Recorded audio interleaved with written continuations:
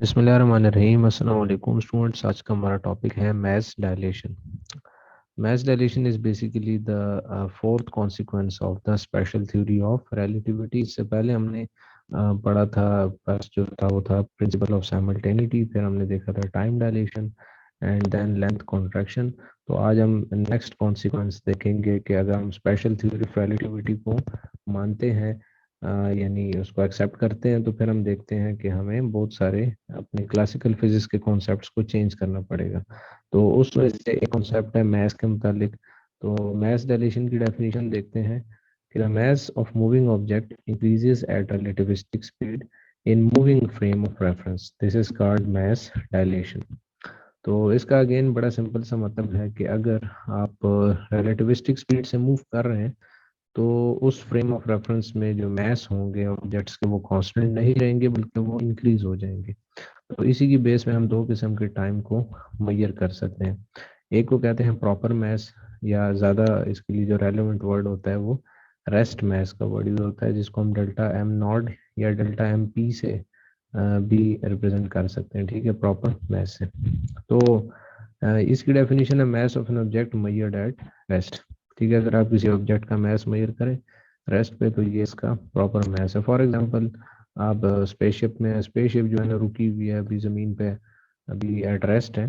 तो अगर आपके स्पेसशिप में दो डंबल्स पड़े हैं और एक, लेट्स सपोज ये क्या लिखा है इस पे, लेट्स वो 1 किलोग्राम के, ठीक है, 1 किलोग्राम का ये डंबल है।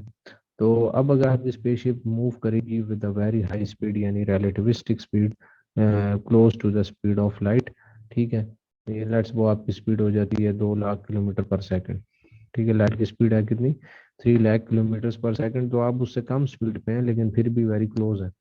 तो फिर आप देखेंगे कि जो आप इसी डंबल का जो मैस है वो 1 kg नहीं रहेगा, बल्कि इससे बढ़ जाएगा। तो ये हो सकता है वो 2 kg का हो जाए, यही वाला डंबल जिसके ऊपर 1 kg लिखा हुआ है। तो this is called mass dilation. और ये जो आप मैस मेजर करेंगे with a very high speed, this will be called as relativistic mass। तो इसकी डेफिनेशन है mass of an object moving at relativistic speed, और ये हमेशा ग्रेटर होता है उस मैस से जो कि रेस्ट मैस होता है। तो अगर हम अगेन मैथमेटिकली देखें, तो लॉरेंस ट्रांसफॉर्मेशन से टू नो के how we can relate delta M nought, यानी प्रॉपर मैस या relativistic mass with, sorry, rest mass with the relativistic mass. तो ये इसका रिलेशन है। वी यहाँ पर क्या चीज़ है, speed of the reference frame है। फॉर एग्जांपल स्पेसशिप की जो स्पीड है वो आप इसमें पुट कर सकते हैं यहाँ पर। और सी जो है वो आपको पता है स्पीड ऑफ लाइट है 3 × 10⁸मीटर पर सेकेंड। तो अगर हम देखते हैं कि जो इसमें डिनोमिनेटर वाली टर्म है, ये हमेशा लेस देन 1 रहती है, because v is always less than c। किसी भी ऑब्जेक्ट की स्पीड लाइट की स्पीड के इक्वल भी नहीं हो सकती, और उससे ग्रेटर तो ऑब्वियसली नहीं हो सकती। तो v always remains less than c। तो अगर ये लेस है तो इसका एक ही मतलब है कि जो डेल्टा m है वो ग्रेटर होता है डेल्टा m नॉट से।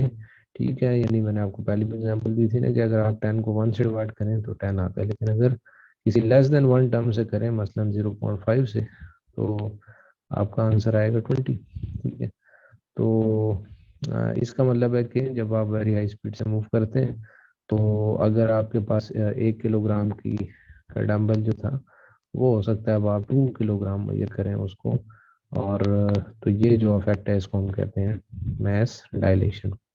और यहाँ पे अगेन अगर हम एक इंटरेस्टिंग चीज़ पुट करें कि अगर किसी भी ऑब्जेक्ट की स्पीड लाइट की स्पीड की इक्वल हो जाए, तो फिर क्या होगा। तो फिर हम नोट करते हैं कि अगर लाइट की स्पीड की इक्वल हो जाए, तो यहाँ पर आप v की जगह c पुट करें, c² / c² which is equal to 1।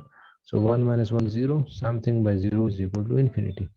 It means कि अगर आप लाइट की स्पीड से मूव करेंगे तो वही डंबल जो 1 किलोग्राम का था, अब उसका मैस कितना हो जाएगा, अब उसका मैस हो जाएगा इनफाइनाइट।